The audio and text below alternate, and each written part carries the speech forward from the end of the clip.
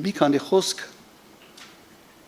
տրանզիտային հնարավորությունների մասին, որովհետև այդ փաստաթղթերը ոնց որ փորձում է ներկայացվել նաև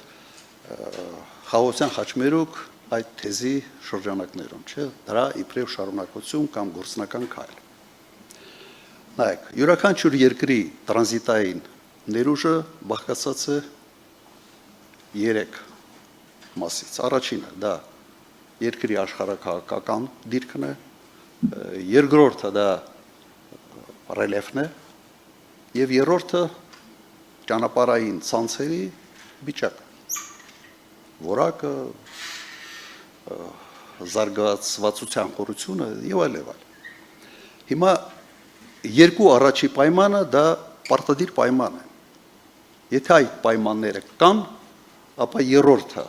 ճանապարհների վիճակը ներդրումների հարց է, աշխատանքի հետևողականության հարց է։ Հիմա այս առաջարկումը մենք նայենք քարտեզին եւ հասկանանք ինչ է նշանակում Հայաստանի համար խաղաղության խաչմերուկը եւ ինչ տրանզիտային ներուժ ունի Հայաստանը։ Ես քննրեմ միացնեք ուղղակի քարտեզը։ Չենք ալարել հատուկ այսպիսի քարտեզ ենք այստեղ տեղադրել։ Հիմա նայեք։ Թուրքիա, Վրաստան ունեն բոլոր հնարավորությունները շրջանցելով Հայաստանը հաղորդակցվել իրար հետ։ Թուրքիա, Ռուսաստան եւս նույնը։ Վերին Լարսում թուրքական մեքենաները շատ ավելի շատ են, քան հայկական մեքենաները։ Ուղղակի երկիրն ավելի մեծ է նաեւ։ Վրաստան, Ադրբեջան։ Դուք տեսնում եք, որ ամբողջությամբ հնարավորությունը կա, տրանսպորտային կապը կա եւ հիմնական ակտիվ աշխատող միջանցքը Կասպից ծովի եւ Սև ծովի միջեւ հենց սա է։ Հիմա Իրան, Ադրբեջան, խնդրեմ, բոլոր հնարավորությունները եւս ունեն եւ Իրան, Ադրբեջան առևտուրը այսպես ոչ ոք չի անում Հայաստանի տարածք մտնելով։ Նույնը Թուրքիա, Վրաստան, Հայաստանի տարածքով չեն գնում, անիմաստ է ուղղակի, ոչ մի ֆուռ եւ առորդ Հայաստանով չի փորձել գնա Վրաստան։ Իրան, Թուրքիա եւս նույն վիճակն է։ Եվ ըստ էության Հայաստանը իր աշխարհաքաղաքական դիրքով այս երկրների համար տրանզիտային ներուժ գրեթե չունի։ Բայց մեկ բացառություն Ադրբեջան, Թուրքիա։ Ադրբեջան-Թուրքիա հարաբերություններում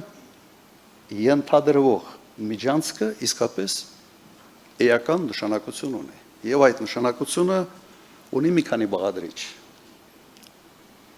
Որպես թուրքական պրոյեկտ, ասենց Տուրանի պրոյեկտ, եւ ինքը իսկապես կարող է ունենալ եւ ունի տրանզիտային ներուժ։ Եվ եւս մեկ հանգամանք յուրաքանչյուր տրանսպորտային միջանցք դա նաեւ աշխարհաքաղաքական ներուժ է այդ երկրի համար,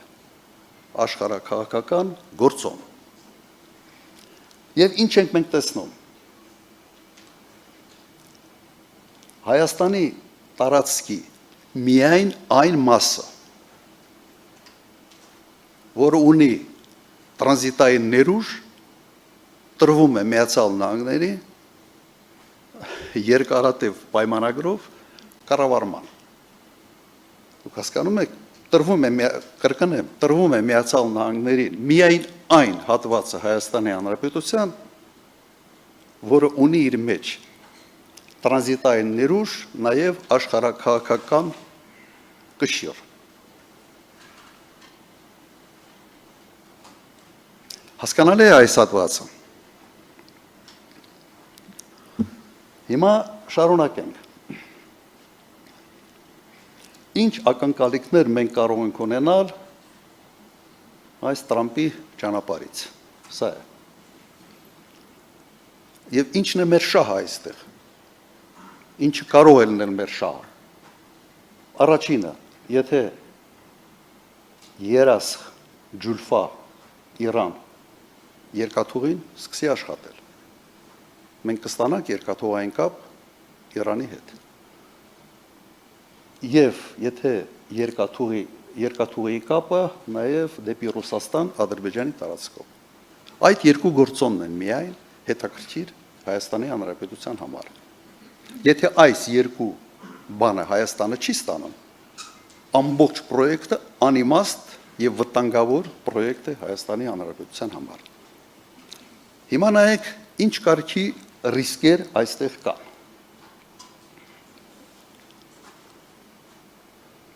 Կառուցվում է եւ հայտարարվել է դվա Ղարս Իգդիր Նախճեվան ճանապարհը։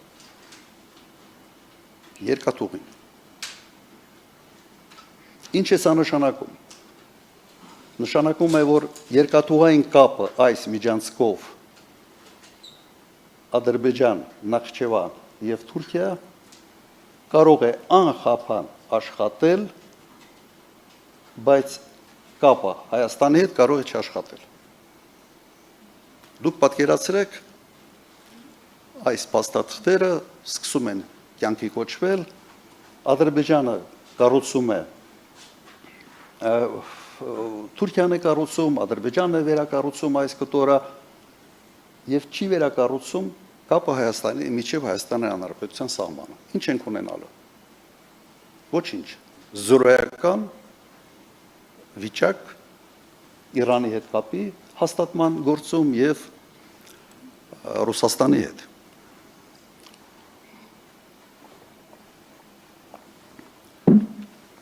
Կարող է այս վիճակում, եթե նման ռիսկը իրականություն դառնա, կարող ենք մենք ինչ-որ ձևի ստիպել Միացյալ Նահանգներին, որը կառավարող է լինելու Տրամփի ճանապարհի մեղրիով, կարող ենք մենք իրենց ստիպել։ Խիստ կասկածում եմ։ Շատ խիստ կասկածում եմ, որովհետև պայմանագիրը շատ հստակ իրավունքներ է սահմանելու այն ընկերության նկատմամբ, որը վերահսկելու է այդ միջանցքը։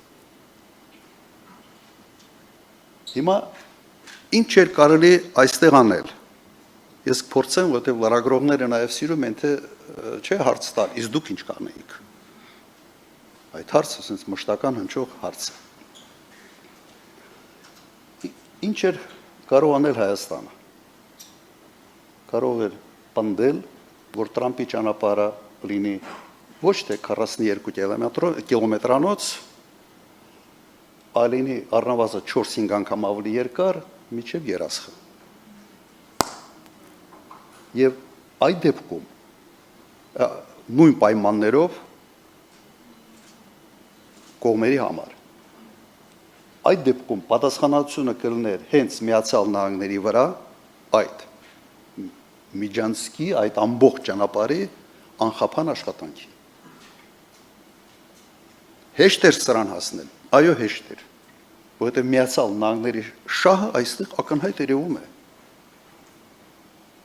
Նախագահ Տրամփին կասվեր, գիտեք, ինչ է նշանակում 43 կիլոմետր։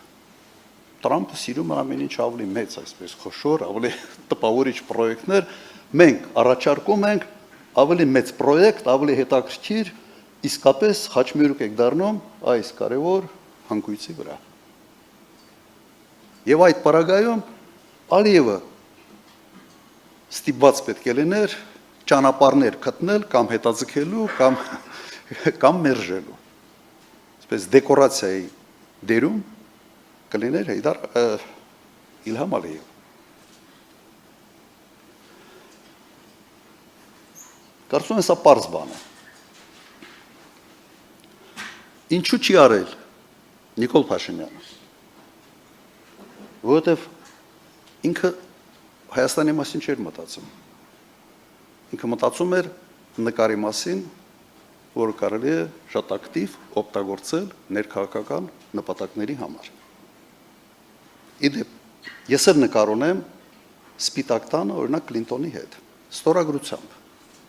բայց այդ նկարի դիմաց ոչ մի բան չեմ տվել։ Սա ուղղակի պրոտոկոլային նկարներ են, անում են բոլորի հետ եւ դրա դիմաց պարտադիր չէր քո տարածքի տրանզիտային առումով ամենից գրավիչ կտորը կառավարման հասնել այլ երկրի ընկերության։ Հիմա ինչ է կարելի անել հիմա։ Ես համոզված եմ, որ կա երկու տարբերակ։ Առաջի տարբերակը փորձել այնուամենայնիվ մեծացնել այս պրոյեկտը Միացյալ Նահանգների հետ։ Փորձել մեծացնել, առաջարկել, որովհետև Միացյալ Նահանգների հետաքրքրություն այստեղ ակնհայտ է։ Այն դեպքում, երբ պրոյեկտի այսպես մեծացումը չի հաջողվում, որովհետև կարծում եմ Ալիևը մերժելու է սա, եւ սա ցույց է տալու, որ ինքը շատ գրգռված չի, որ նաեւ Հայաստանը եւ կստանա դեպի Իրան, ուրեմն երկրորդ տարբերակը եւս շատ պարզ է։ Շնորհակալություն հայտնել Միացյալ Նահանգներին, ասել ես ինչ լավ գաղափար է, բայց այդ ճանապարհը, այս կտորը կկառուցենք մենք, Հայաստանի Հանրապետություն։ Ճանապարհի անունը կմնա Տրամպի ուղի եւ այլ, բայց կոնտրոլի հարցը կմնա Հայաստանի Հանրապետության։ Եվ սա եւս կուլուցի մեկ կարևոր հարց։ Նայեք, Իրանը ունի սահմաններ 7 երկրների հետ։ Եվ միայն Հայաստանի Հանրապետության եւ Իրանի սահմանում հայտնվելու են ամերիկացիներ։ Բրավո։ Եթե որևէ մեկը մտածում է, թե Իրանում երջանիկ են սրա համար, խորը հիասթափություն պետք է ապրեն։ Ամենից մոտիկ ամերիկյան, այսպես, ամերիկացիք Իրանի սահմաններից ինժերլիկում են, որը միջերկրան ծովի ափին է։ Եվ ուղղակի այսպիսի որոշում կայացնել չափազանց ռիսկային է Հայաստանի Հանրապետության համար։ Հիմա մեծ հարց է Իրանի համար, ինչն է ավելի վտանգավոր, Միացյալ Նահանգների ներկայությունը այս սահմանում, թե Ադրբեջանի ներկայությունը այս սահմանում։ Մեծ հարց է, ես այդ հարցի պատասխանը չունեմ։ Համոզված եմ, որ այդ հարցի պատասխանը չունի նաև Հայաստանի կառավարությունը։ Եվ փաստ է, որ այսօրվա վիճակը մեծապես նաև կախված էր Իրանի Իսլամական Հանրապետության դիրքորոշման հետ, շատ կտրուկ մոտեցման հետ, որ թույլ չեն տա սահմանի որևէ փոփոխություն։ Իմաստը հետևյալ հարցն է առաջանում. ինչ գումարներ են պետք սա կառուցելու համար, որովհետև Նիկոլ Փաշինյանի բացատրությունը եղել է մեկը, չափազանց թանկ է, մոտ $1 միլիարդ պետք է արժենա ճանապարհի կառուցումը եւ դրա համար պատվիրակելու են այդ հարցը Միացյալ Նահանգներին։ Փորձենք հասկանանք իրականում ինչ արժի ճանապարհի շինարարությունը։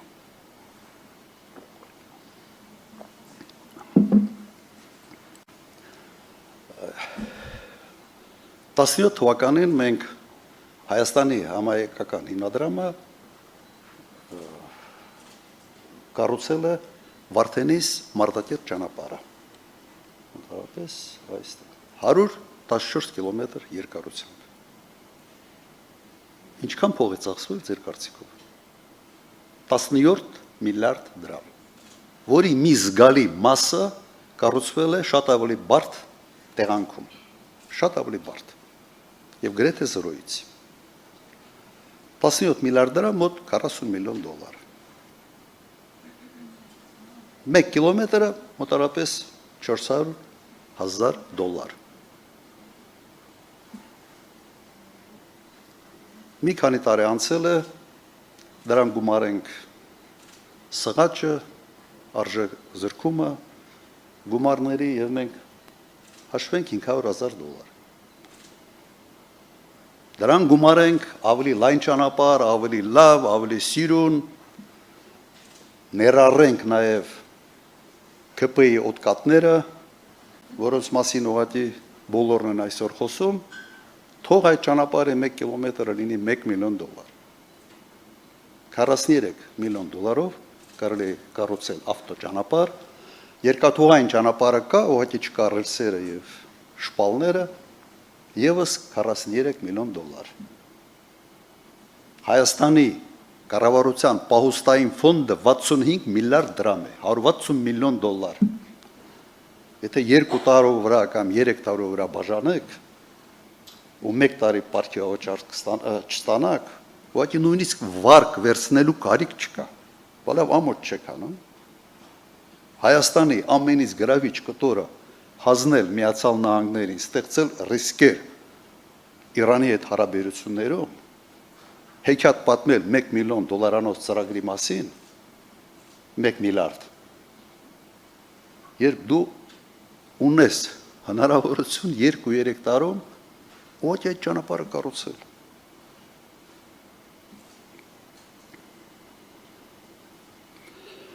Հիմա մի քանի խոսք այդ Միջանցքի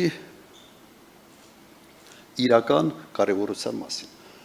Միջանցքը ունի իսկապես տրանզիտային ներուժ, այստեղ երկու կարծիք չի կարող լինել, բայց այդ տրանզիտային ներուժը մի քիչ չափազանցված է։ Ասում են նաև կենտրոնական Ասիայի գազի, նավթի հնարավոր արտահանումները դեպի Եվրոպա։ Նայեք, թուրքմենական գազը ամբողջությամբ գնվում է Չինաստանի կողմից, 2009-14 թվականներին կառուցվել են շատ հզոր գազատարներ, ուղղակի այդ գազը չկա։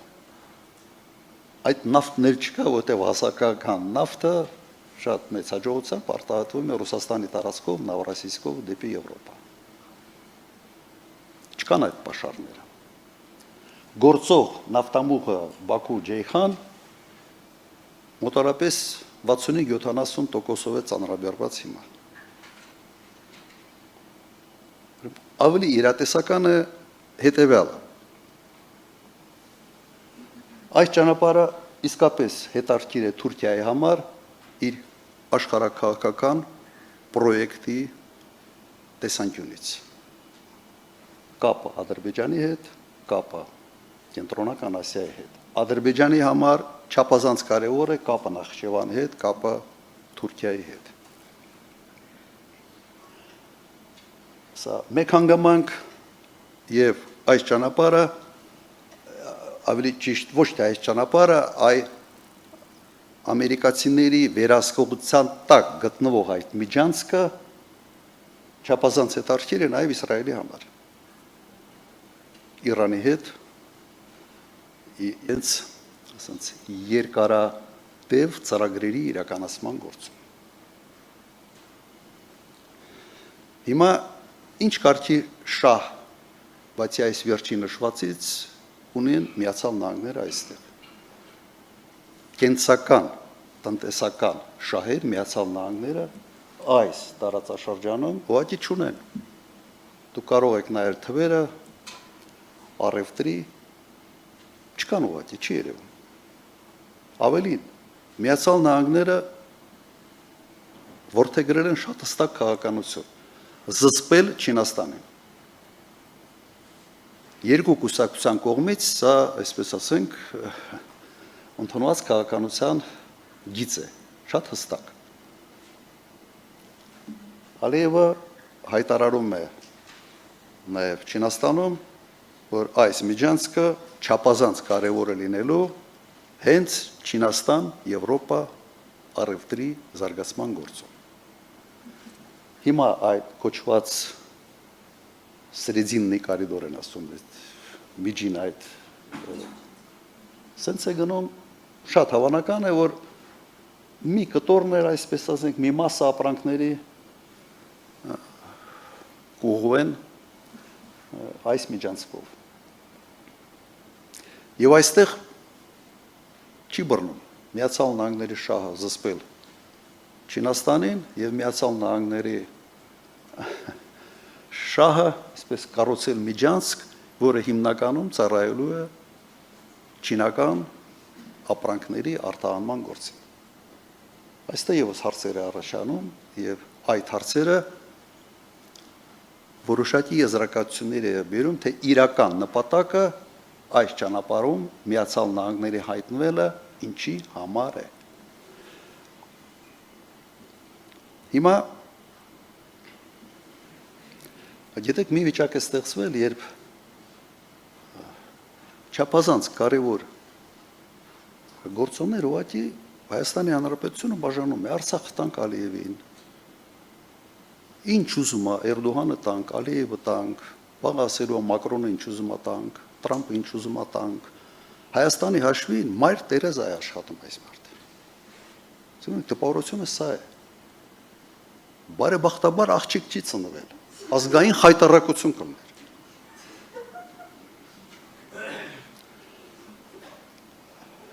Ըստ էության սա մեծ աշխարհաքաղաքական խաղի մի էլեմենտ է եւ այս էլեմենտում Հայաստանի Հանրապետությունը, ավելի ճիշտ Հայաստանի վարչապետը գնդակի դերում էր